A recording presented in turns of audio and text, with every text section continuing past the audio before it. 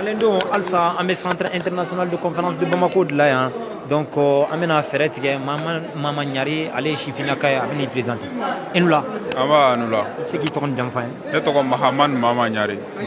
ne action jeunesse sociale no AGS Mali no président national mais à cadre muna les Maliens parlent du Mali o plateforme min créera ko sanina no ka délégué do aywa amba do ko klenan bara akuncera bi ibsega munde fa bakurbala e chifina kaya anya ye ka fo ye kulumu choisi chifina ka kungan ko be fo mina alkunu jabu bole ye fambeke mangai anya ye ka fo ikuni so jalente nga jabi bo bora ka bo yala awka la nginu tarabala bon ni nana ni bara modèle la ibe fenfe la ina bete se ka so recommandation kunga chaman tara en compte maintenant munu tara en compte surtout mi be chifina ka concerné au do tara en compte kuma chogoya la résolution on amaye ka fo quand on parle de la société civile chifina ka tombu yoro soro kono maintenant tout fila ka tombu yoro soro kono bi oui chifina ka tombe mais pour l'ambe chifina ka tombe na bi ça c'est le conseil national de la jeunesse CNJ le CNJ parce que le CNJ n'est pas légitime. Je dis ça pourquoi parce que le CNJ be dana te toinga parce que l'organisation là n'est pas représentative au Corée, c'est-à-dire demseni jokulu munumbe ni am se ka fokolo demseni tonye moko ba lu représenter l'état kono donc no kera tona dron ne ba ye ka foton l'organisation n'est pas représentative maintenant au kofe amba ye fene ka fo aywa courant kun tigera balma malion waaw amame maintenant au fene kofe amba ye ka fo ni CNJ tabikala CNJ fan chama mali kono bureau chama ni be ta soro bureau flani sabaw olu bu yɛrɛ sɔrɔ commune dɔw la n'i ye commune de ta par exemple bi commune de la bi CNJ bureau fila de bɛ yen n'i ye commune de ta bi CNJ bureau fila de bɛ wa bureau fila bɛɛ bɛ baara la n'i y'o ye tɔn na dɔrɔn i b'a ye k'a fɔ ko problème de bɛ yen parce que le conseil national de la jeunesse a été politisé politique mɔgɔw y'u sen bila la k'a bɛɛ ɲagami i ye n faamuya maintenant donc an ma ɲɛfɔli kɛ wasa politique ko ka bɔ ko ka a bɛ dépolitiser ko kuma fɔra ko ka politique ko o fɔra a bɛ dépolitiser mais o mot n'i ye comme résolution lajɛ c'est-à-dire n'i ye recommandation na jaabiw lajɛ o yɔrɔ ma fɔ a kɔnɔ mais min fɔra a kɔnɔ n'o ka société civile bila règle la a bɛɛ b'o kɔnɔ donc o de y'a yɔrɔ ja ye n bɛ tubabukan faamuya c'est-à-dire a ma ta a tɔgɔ ma k'a fɔ mais a b'a yɛrɛ retrouver fɛn dɔ tɔn dɔ kɔnɔ jɛkuluba dɔ kɔnɔ Mali la n'o ye société civile ye donc réglementation min kan ka bila en vigueur min bɛ société civile bɛɛ concerné o bɛɛ de b'a fɛnɛ gosi donc an bɛna wulikajɔw de caya sisan pour que CNJ a bɛ se ka bureau légitime sɔrɔ bon pour que a ka se ka bureau légitime sɔrɔ ne yɛrɛ ka jate la minnu bolo b'a la bi fo k'olu bolo bɔ a la. e ta in tɛ place ko ye. place ko tɛ o mais a ta i ka lajɛ kɛ e ba CNJ filɛ nin bi i bɛ CNJ fɔ jeune caman ye Mali la u t'a dɔn. nin bɛɛ n'a ta. mais a jateminɛ Musa i bɛ taa yɔrɔ caman denmisɛnninw ta CNJ bureau bɛ sigi ka ban jeunes t'a dɔn ko CNJ bureau yɛrɛ sigira. Mina mi fiana ne me présenté pour être président du conseil communal de la jeunesse en commune de o sene fe mo chama commune de kono mo chama bora kala mo CNJB e mun de ke ni mo bana parce que ne donna mo kaneo ne trakata ton fi ka tonga barafu ibe kan famia mais u ye ton indatu mo nye parce que u ya ke fenni sray u ya ke barani sray u ya ke ka janatige glani sray donc ni jama chara sorota te boli kɛ i ye n ka kuma faamuya donc mɔgɔ damadɔni talen do i jɔ tɔw ni CNJ cɛ pour que vraiment olu bɛ se k'u sago sɔrɔ la a kan ka bɔ o de la c'est une organisation de la société civile qui regroupe toutes les organisations de jeunesse en République du Mali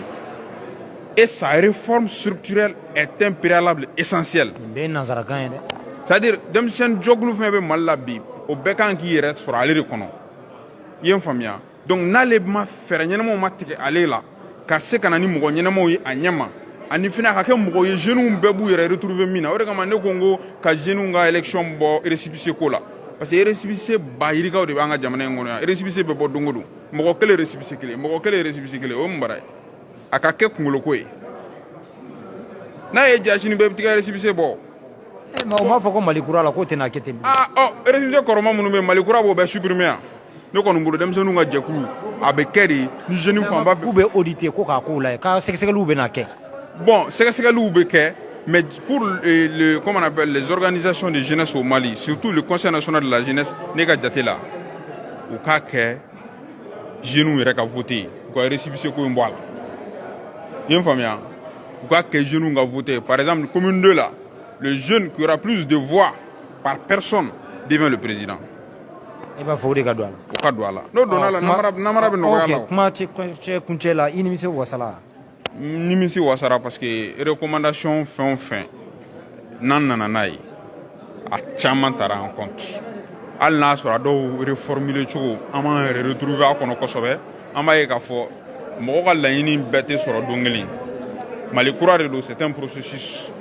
donc a processus la i bɛ fɛn fɛn ɲini i tɛ se k'a fɔ ko f'i k'o bɛɛ sɔrɔ a la don kelen mais tagalen ɲɛfɛ fɛn dɔw bɛ se ka sɔrɔ dɔɔni mais recommandation fanba ni maliyɛn fanba bɛ miiri n'a ye o b'a kɔnɔ bon n'o b'a kɔnɔ maintenant minnu kelen-kelennin minnu bɛ n'olu ma sɔrɔ a kɔnɔ ne bolo an bɛ tɛmɛ o kan an b'an tɛgɛ di an b'a essayer ka transition pousser pour que résultat ɲuman bɛ se ka sɔrɔ ni n kɔrɔkɛ bɛ yan Magan Jara ale fana ye comment on appelle les Maliens parlent du Mali ale fana ye o bɔlɔlɔ sira kan plateforme ale fana la dɔɔni fɔ. Assalamu alaikum. An bɛ maliyɛn bɛɛ fo vraiment bi kɔni an nisɔndiyalen de don i y'a jateminɛ maliyɛn bɛɛ ka jɛ ka sigi ka kuma ka bɛn kelen ma an b'a fɔ tare mɔgɔ si ma to kɔ nin ko in na minnu nana o minnu ma na o an bɛɛ k'an bolo fara ɲɔgɔn kan an ka mali kura lawuli k'a jɔ a sen kan mali mako b'a den bɛɛ lajɛlen de la a tɛ taa bɛn kɔ dɛ an ka bɛn an ka kɛ ɲɔgɔn fɛ an ka jamana dɛmɛ an ka ɲɛmɔgɔw dɛmɛ baara min b'u bolo a ma nɔgɔn ayiwa n'ala sɔnna a ma mali bɛ ɲɛ sɔrɔ ko la. aw tun ye bɔlɔlɔko laɲiniw kɛ ka kumaw kɛ a kan yala o laɲiniw dɔw tara ba la a y'o min kɛ. a caman de tara ba la ɲare y'a f'i ye cogoya min na an nalen an ye jamanaw kɔnɔna lajɛ problème fɛn fɛn bɛ yen n'a ka ca ka lajɛ réseaux sociaux kan mɔgɔw ka préoccupation ye fɛn min ye an nana o kuma de fɔ u ye mandat min d'an kan an y'a bɛɛ lajɛlen fɔ pratiquement an ka préoccupation bɛɛ taara an kɔnɔ a laɲini bɛɛ de taara an kɔnɔ n'a bɛɛ kɛra a ɲɛma a kana bila tiroir kɔnɔ dɛ a ka k'a ɲɛma an dalen b'a la a bɛ kɛ parce que président bɔra ka min fɔ sisan vraiment a y'an jigi sigi. mais an bɛ deli k'a mɛn o. an ma deli ka. an bɛ deli k'a mɛn k'a fɔ min bɛ taa min bɛ kɛ laɲiniw minnu bɛ kɛ a bɛ lawaleya mais i b'a ye tan sisan ma dɔw tɛ kɛ mais e dalen b'a la k'a fɔ. nin kɔni ni tɔw tɛ kelen ye dɛ e yɛrɛ ye sursaut national ye bɛɛ de wulila ka jɔ ɲɔgɔn kan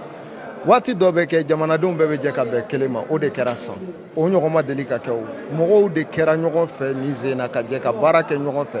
durant les 3 jours kɔnɔna la bɛɛ y'i hakilinata fɔ bɛɛ lamɛnna o bɛɛ de faralen ɲɔgɔn kan o de kɛra gafe kɔnɔna la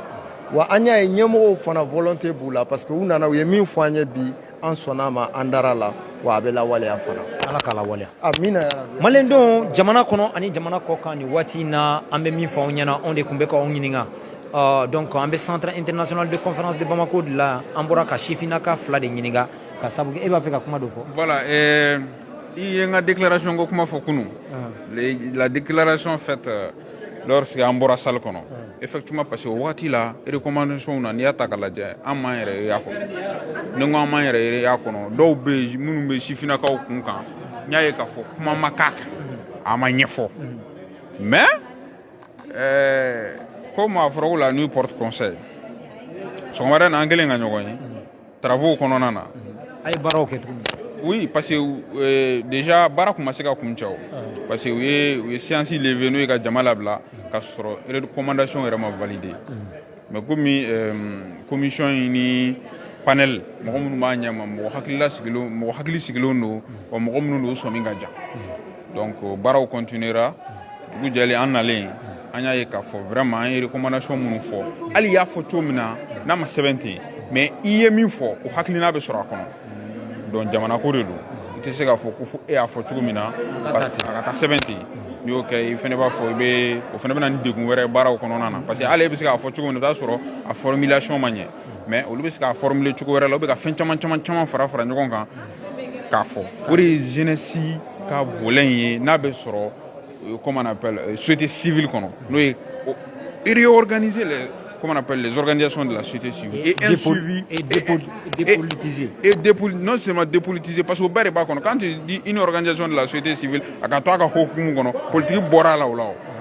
parce que la société civile mais aw bɛ deli ka kɛ an bɛ politique y'a kɔnɔ voilà mais zen na o de bɛna bɔ a la n'i ye société civile ye société civile ye n'i ye société civile organisation ye société civile organisation ye wa i bɛ lajɛ i ka baara la n'a bɛ ka ɲɛ n'a tɛ ka ɲɛ sariyaw de bɛna ta k'a bɛɛ labɛn k'a bɛɛ fɛsɛfɛsɛ donc le conseil national de la jeunesse n tɛgɛ ɲɛsinnen don min ma n sɔnnen to o min ye bi parce que a bɛ bolo min kan a bolo man ɲi o b'a yɛrɛ retrouver o kɔnɔ donc an tɛna sigi bilen an b'a laɲini de a ka kɛ maliyɛnw sago ye a ka kɛ denmisɛnninw sago ye parce que n'i y'a mɛn jamana ye ko denmisɛnnin de mais ni denmisɛnninw yɛrɛ bɛ sama la u ka tɔn nɔfɛ ka tɔw écarter mɔgɔ 100 kungo kan mɔgɔ 100 ko la ni mɔgɔ 5 taara ɲɔgɔn ye kɛrɛfɛ olu bɛ ka bɛn o la ye ka 95 bila kɛrɛfɛ o bɛ ɲɛnabɔ cogo di ou bien y a un super malien mais je dis non ɲininkali kelen voilà donc o de ye kuma ye k'a f'i ye voilà ko de ye kuma ye ko k'a fɔ n ye maliyɛndenw an bɛ se ka min fɔ aw ɲɛna nin de bɛna dan sigi an ka bi kɔrɔfɔw ni ka yɔrɔw yira aw la aw ka dɔn k'a fɔ assise nationale voilà donc nin y'a bannen ye a fɔra ko fo san 25 ayiwa nin ɲɔgɔnna kɛli man nɔgɔ parce que nin min bɛna kɛ san 25 de bɛna kɛ ka nin baara ninnu k'a la waleya waasa mali bɛ se ka ye jamanabaw fɛ cogo min na aw denkɛ n'a balimakɛ musa kɔnate o de tun bɛ ka nin sifina fila ninnu ɲininka barisa kulu naaninan sifinakaw kun ka ca yen de u ka kungow kun bɛ ka fɔ yen de an b'u lasɔrɔ ka ca barisa u ka yɔrɔ kun ka jan o de siratigɛ kana la an y'an tigɛ lasama u nɔfɛ waasa u ka se ka dɔ f'an ye